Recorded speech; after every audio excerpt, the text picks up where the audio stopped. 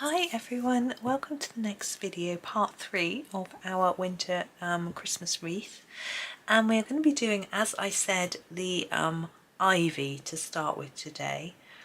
Now I'm always a little bit unsure again of ivy. Now we've got this sort of variegated piece that looks like it's a different colour in the middle. Normally that would be a sort of cream colour, and I don't really want to do that, so I think I will just do it in the greens that I'm planning. This is the juniper green, and this is where I'm going to start. I don't think I can come in that close today because it's here and here and here, so I can come in a little bit closer actually. We can just a tad. There we go. Okay, so I'm going to put a light layer of juniper green over all our holly pieces so that we can see where it is, and then make a start with a few other colours as well. I haven't thought about how I'm doing this. Now if you look up ivy, did I say holly, didn't I? I think if you look at ivy, it has veins in it, and the veins are much lighter than the actual colour of the leaf. But these haven't been drawn with veins in, so I think I'm not going to worry about that. It's quite difficult as well, so I'd rather keep it nice and simple. So that's what I'm going to do, just keep it simple. And as I say, just a light layer of this juniper green to start with. I just want to make sure it's quite a different green to the holly, which it will be. Now we've got this bunch over here, just making sure you can see. Have a quick look into the camera, see if you can see what I'm doing, which you can. I've just gone out the lines because I'm not concentrating. Now with this sort of wreath design, you could put a sort of background around here as if it was a proper wreath. You know, if you think about the ones you hang on a door, you wouldn't have any gaps in it. It would have something foliage behind. But I quite like this so that you've got the white paper. It helps the greens to stand out, which I think works. So it's not white paper, it's cream. Johanna's quite fond of her cream paper, isn't she? I find that interesting. Except I think Lost Ocean is white, and the new planner that I've got is white, but I think that might be because I got it from US Amazon because I couldn't get it in the UK. I think maybe US is white anyway, but I don't really know for sure. Yeah.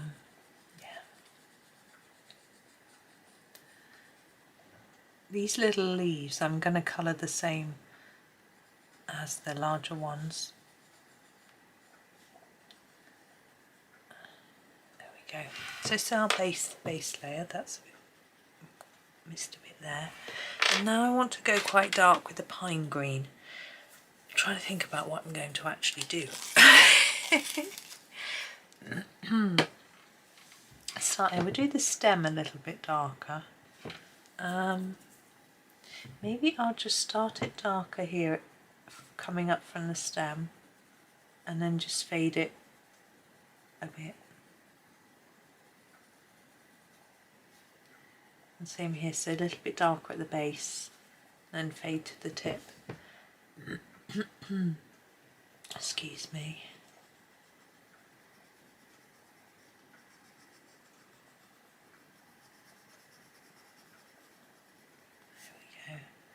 Now one son's having a bit of trouble with his, I haven't asked him actually if he's had a reply. He's got to prove that he's done some work for uni, which is fine, but he used a piece of software and it's expired. It was a free trial, which the uni said, you know, use this free trial to try out whatever it was, and it's expired, so now he can't prove he's done the work because he hasn't got access anymore, and you sort of save it within the software, so you can't just send the file. So he's not sure what to do. he's emailed his tutor. Everyone will have the same problem. So I'm sure his tutor, who seems very helpful, will come back to him with a solution. But I don't know if he emailed him on Saturday. Now it's Monday. He may get back to him today, because obviously on a Saturday you would expect him to be having some time off. Oh, we haven't done these. Getting a bit ahead of myself. But hopefully he'll be okay. He said it's only a very small percentage of the mark anyway, so it's because my husband's like, oh, well, we can just buy you it and then you can get it, you know, we'll just buy you the software. And he's like, well, it's a lot of money just for a few points, you know, towards my grade. He's like, I'm confident I've done well enough anyway, but, you know, his tutor should be able to come up with something. Although he says a lot of his tutors are millionaire businessmen and they just seem to think the students can just buy this, that and the other. They don't think about the cost. But anyway, I am using the earth green, which is this one. And just going to go sort of over most of it. I don't want to go right down to the base because I want to still see that difference between the colours, but I do want to just tidy it up a little bit and put a little bit of colour on those tips.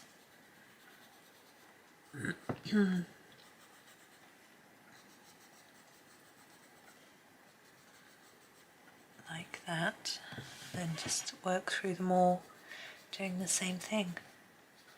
The repetitiveness of something like this can be rather relaxing, I find, doing the same thing, because you only have to think about how to do one leaf and then all the rest are just the same.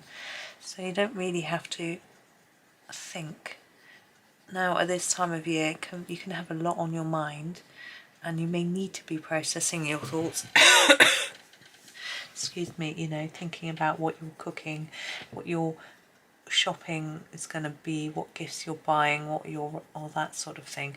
And although colouring something slightly more complex that takes your mind away from that can be useful if you are feeling overwhelmed, on the other hand, if you need some thinking time, then it can sort of help you along. So it just depends where your mindset is, really. So there's the ivy all done, but we're going to do the poinsettia leaves as well, just because this will otherwise be very short, and the poinsettias are big. There's a lot of them, so we've got 4 of them. Now I'm going to start with the permanent green. It's quite a different shade of green again, because we've got 3 lots of green already. Sorry, there's the colour. And we want another one, I think, something different. And I think this is quite a good poinsettia colour.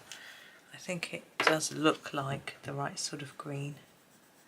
So, hence why I've chosen it. So I'm just going to fill in the leaf, and it's not quite as light as the other leaves because I'm not going to put a lot of different layers on top of this one. I rather like this colour. I think it works well. So all we're going to do is put a little bit of shadow under the petals, probably, and that'll be it. So I'm putting down a few more layers of this.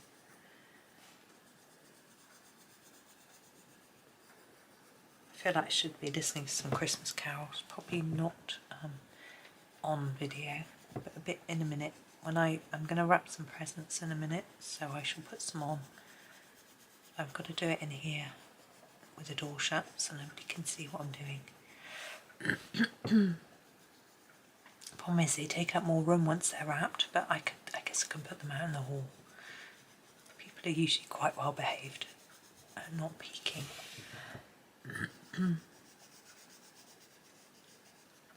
Usually.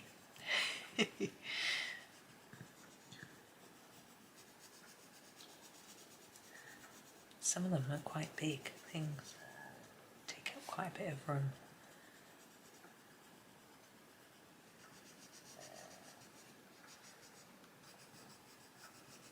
I've got to go and consult my list and work out what's what and who's for who. Excuse me. and then I'll be able to get started. It'll be exciting. I do love wrapping.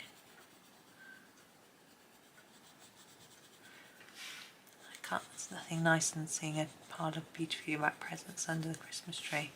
We haven't got room under our tree for a pile of presents though. It's a telly there. But I've got a couple of presents under there.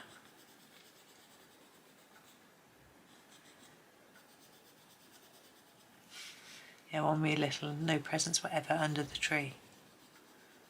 They were always put away. I don't know why, because we never went to try and look for them. We would never have opened them or anything like that. But it was just what my mum did. She would always say, Father Christmas has all the presents. So there would never be any around. But it did make it quite exciting on Christmas morning when suddenly this stack of presents appeared from nowhere. You know.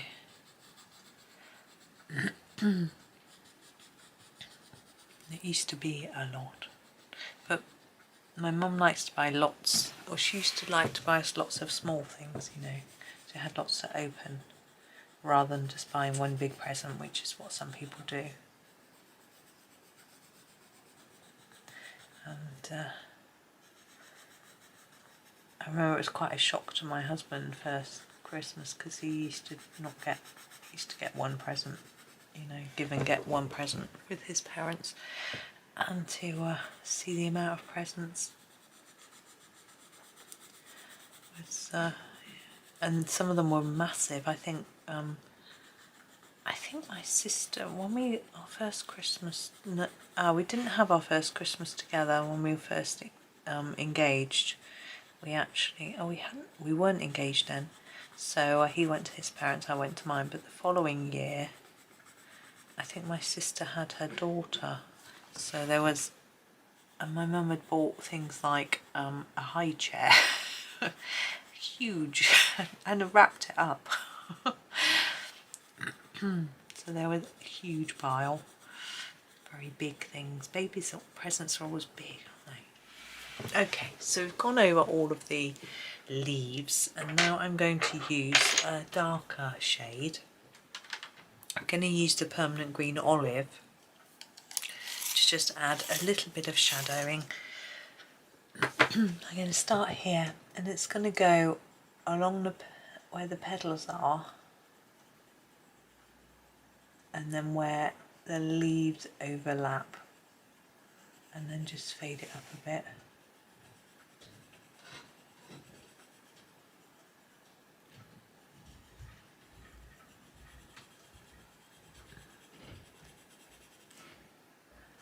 In there, where it's overlapping.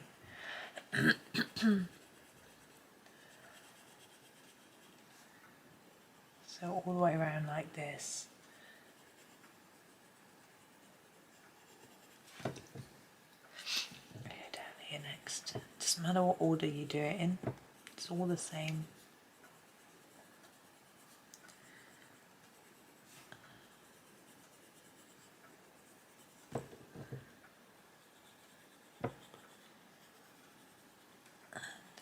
Around here, and then we've got one last colour after this on the leaves, and then that'll be us for today. And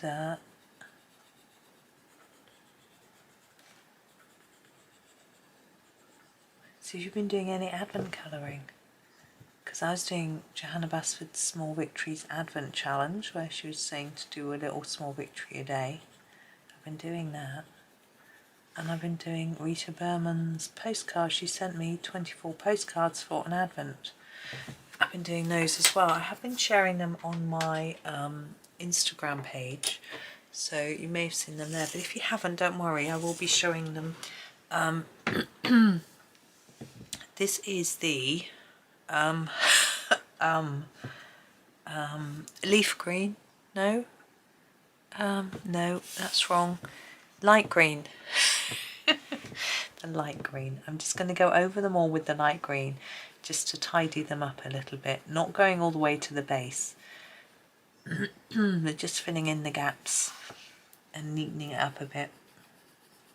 Yeah, so I've been doing that. I've been sharing it on my Instagram stories every day.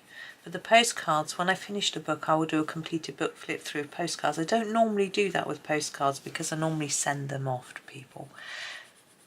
I'm not sure I've completed a postcard book, to be honest, anyway, but I will complete this one because I'm just methodically working through, which is, well, I'm picking a page each day to do. And so I will do a flip through of that. I also got a postcard selection from my sister for Christmas, so I shall do a flip through of that at some point as well. But these aren't very Christmassy. The Rita's postcard book is from her Africa book, and the one my sister got me isn't Christmassy either. So, but I'll show you them anyway at some point. Might be between Christmas and New Year. Oh, excuse me.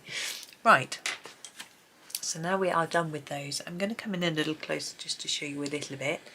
So you can see the ivy there coming into shot. And let me just pick up the book a little bit and move it around. So there is our poinsettia leaves, the ivy, more leaves, more ivy there, look, and a bit of holly down there with the leaves. So yes, that is us for today. I know again it's quite short, but that is the point. I wanted to be short. We're just going to do the flowers tomorrow just for a little quickie, just to make sure that you've got plenty of time to fit in all of your other things that you might be doing at this time of year. Me too. But there we go. So there, oops, just tip it so it's straight. There it is. So there is our wreath, full wreath so far. So we'll finish it off tomorrow. But thank you very much for joining me. Hope you have a super day and happy colouring.